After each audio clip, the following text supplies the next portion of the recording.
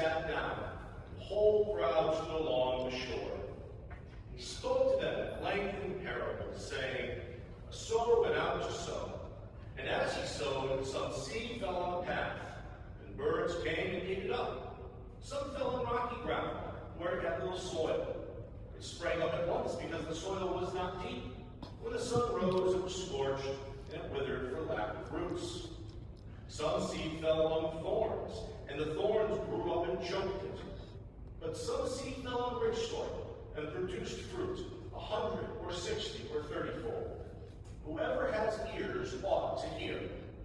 The disciples approached him and said, why do you speak to them in parables? He said to them in reply, because knowledge of the mysteries of the kingdom of heaven has been granted to you, but to them it has not been granted. To anyone who has, more will be given, he will grow rich. For anyone who has not, even what he has will be taken away.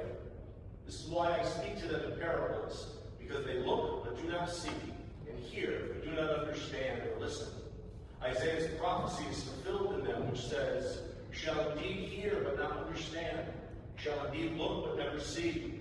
Gross is the heart of this people, they will hardly hear with their ears, they have closed their eyes, lest they see with their eyes and hear with their ears, and understand with their hearts and be converted, and I heal them.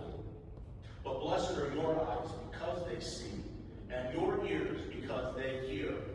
Amen, I say to you, and prophets and righteous people have longed to see what you see, but did not see it, and to hear what you hear, but did not hear it. Hear then the parable of the sower. The seed sown on the path is the one who hears the word of the kingdom without understanding it, and the evil one comes and steals away what was sown in his heart. The seed sown on rocky ground is the one who hears the word and receives it at once with joy, but he has no root and lasts only for a time. When some tribulation or persecution comes because of the word, he immediately falls away. The seed sown among the thorns is the one who hears the word, but then worldly anxiety and the lure of riches choke the word, and it bears no fruit. But the seed sown on rich soil is the one who hears the word and understands it, who indeed bears fruit and yields 100 or 60 or 30-fold. The gospel of the Lord.